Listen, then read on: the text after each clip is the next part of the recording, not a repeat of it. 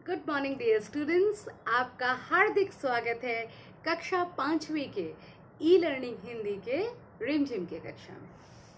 तो चलिए स्टूडेंट्स, ज़्यादा समय न गवाते हुए नन्हा फनकार चैप्टर के वाचन को, रीडिंग को आगे बढ़ाते हैं। ठीक है, तो सभी पेज नंबर 37 निकाल लीजिए। जवाब में केशव भी मुस्कुरा उठा। क्या बोला था उन्होंने कि जी हुजूर। तो बच्चा है, उसको जब इस तरह से बोल रहे हैं तो वो अब नॉर्मलाइज हो रहा है और वो मतलब बहुत कंफर्टेबल होकर मुस्कुरा उठा। वह लगभग भूल ही गया था कि उसके बगल में बैठा ये व्यक्ति हिंदुस्तान का बादशाह है। मैंने कहा ना, हिंदुस्तान के बादशाह थे, तो फिर वो शायद भूल ही गया था, क्योंकि उन्होंने उसको इतना कंफर्टेबल कर दिया कि उसको लगा ही नहीं कि ये हिंदुस्तान के बादशाह हैं। एक अनाड़ी से वयस्क पर अपने काम की धाक जमाने में उसे मजा आ रहा था। एक अनाड़ी मतलब जिसको ठीक से आता नहीं है, ऐसा वयस्क यानी एडल्ट व्यक्ति, बड़े व्यक्ति को उसको अपनी धाक जमाना मतलब अपना रौब जमाना कि मुझे ये काम आता है, तुम्हें नहीं आता है।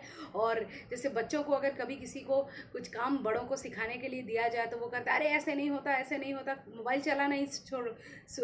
मतलब कभी देखना किसी बड़े को अगर मोबाइल में कुछ आता नहीं है और बच्चे को आता है तो बच्चा कैसे डांट डपट के सिखाता है। तो ये बच्चा भी वैसे ही कर रहा था और उसको बड़ा मज़ा आ रहा था। वह बड़े ध्यान से देख रहा था कि अकबर किस तरह लकीरों को उकेर रहा है।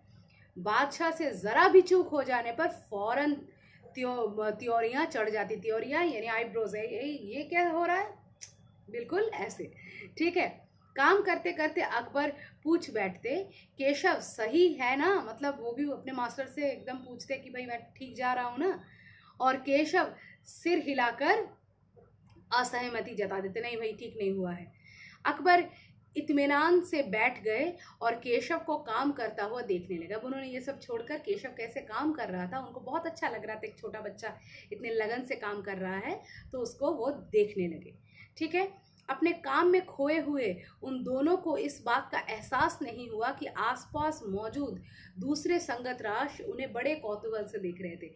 अब संगत राष्ट्रों की बात पहले ही की गई थी, लेकिन क्या हुआ कि इतना ये दोनों अपने में रम गए अपने काम में और एक दूसरे में कि उनको एहसास ही नहीं हुआ कि बाकी लोग भी इन लोगों को निहार रहे हैं और उनको लग रहा है कि पता नहीं क्या चल रहा है। वो बहुत कौतूहल से इन दोनों को, मतलब उत्सुकता से इन दोनों को देखने लगे। अकबर ने गौर किया कि केशव पत्थर पर बने नमूनों को ही नहीं तराश रहा था, बल्कि अपनी तरफ से उनमें कुछ जोड़ रहा था जिससे वे डिज़ाइन ज़्यादा खूबसूरत लग रहे थे। अकबर ने ये नोटिस किया कि ये बच्चा केवल बने हुए डिज़ाइन को ही नहीं तराश रहा है, अपनी तरफ से उस डिज़ाइन को और भी सुंदर बनाने की कोशिश कर रहा है। कि मतलब उसके अंदर कलाकारी आ गई है, तो वो अब एक्सपेरिमेंटेशंस भी कर रहा है।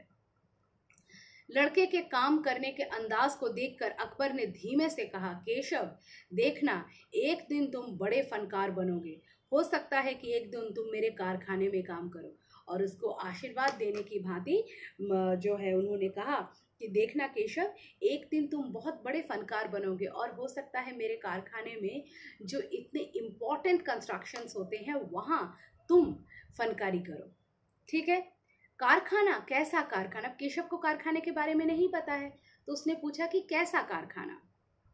बस एक बार ये महल तैयार हो जाए और लोग आगरा से आकर यहाँ रहने लगे, तब मैं कारखाने बनवाऊंगा। तो बोला कि अरे अभी तो मैं महल तैयार कर रहा हूँ जिसमें आप लोग काम कर रहे हैं। एक बार ये महल बन जाए तो जो है मैं कारखाने बनवाऊंगा और इन कारखानों में मेरी सल्तनत के सबसे बढ़िया फनकार और शिल्पकार काम करेंगे। और ये जो कारखाना होगा वहाँ मेरी सल्तनत के, मतलब मेरे साम्राज्य के सबसे बढ़िया बढ़िया शिल्पकार और फनकार जो हैं आकर के काम करेंगे।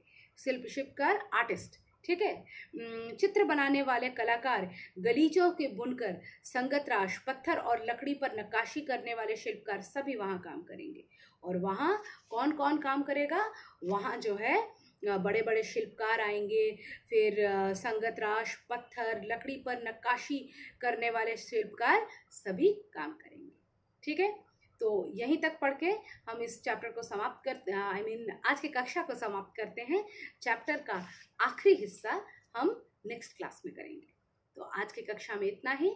जहाँ दिक्कत है वो नोट डाउन करके रखिए, लाइव क्लासेस में मुझे ज़रूर बताइएगा। धन्यवाद।